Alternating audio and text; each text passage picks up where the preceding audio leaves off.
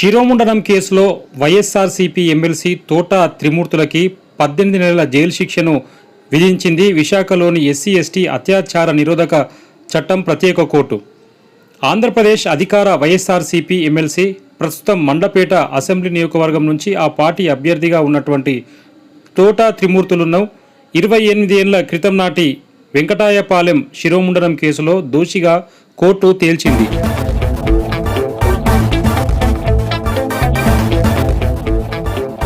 SC వర్గానికి చెందిన ముగ్గురికి శిరోముండనం చేసిన కేసులో ఆయనకు 18 నెలల జైలు శిక్ష, రూపాయలు 2 లక్షల జరిమానా కూడా విధించింది. విశాఖలోని ఎస్సీ ఎస్టీ అత్యాచార నిరోధక చట్టం ప్రత్యేక కోర్టులో సుదీర్ఘ కాలం పాటు సాగిన విచారణలో ఎట్టకేళ్లకు తీర్పు వెలువడింది. ఈ కేసులో తోట త్రిమూర్తులను ఏవన్గా ఉన్నారు. మరో 8 మంది నిందితుల మీద కూడా కేసు కొనసాగింది.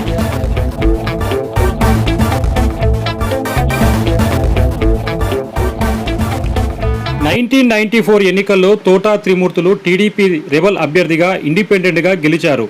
ఆ ఎన్నికల్లో బీఎస్పీ తరపున ఎన్నికల ప్రచారం చేసిన కోటి చిననూకరాజు ఆయన సోదరులకు కలిపి చిన్న వెంకటాయపాలెంలో 1996లో ఇంకొన్ని కారణాలను మనసులో పెట్టుకొని డిసెంబర్ 29న శిరోముండనం చేశారు.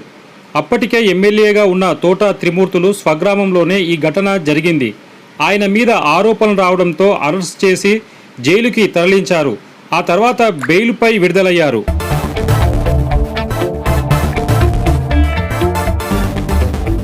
అయితే 28 ఏళ్లుగా ఈ కేసు విచారణ కొనసాగింది.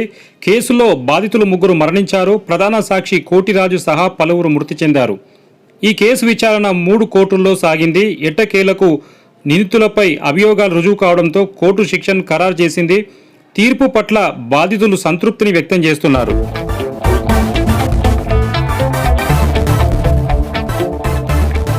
అయితే ఈ వెంకటాయపాలెం శిరోముండనం కేసులో అప్పట్లో అనేక ప్రజా సంఘాలు నిరసనను వ్యక్తం చేశాయి. మరి ముఖ్యంగా హైకోర్టు న్యాయవాది, ఆర్పీఐ అధ్యక్షులు, ప్రముఖ అంబేద్కర్ వాది స్వర్గీయ బొజ్జా తారకం గారు చేసిన పోరాటాన్ని ఈ సందర్భంగా గుర్తు చేసుకోవాల్సిన అవసరం ఉంది. ఈనాడు తోట త్రిమూర్తులకు శిక్ష పడిందంటే అది ఆయన కృషి ఫలితమే. తోట త్రిమూర్తుల అరెస్టుకు ఆయన చేసినటువంటి న్యాయ పోరాటం మరవలేనిది. మరియు బాధితుల పక్షాన నిలబడి వారికి మనోధైర్యం నింపిన ఆయన ధైర్యం, తెగువ మనమందరం కూడా గుర్తు చేసుకోవాల్సిన అవసరం ఉంది.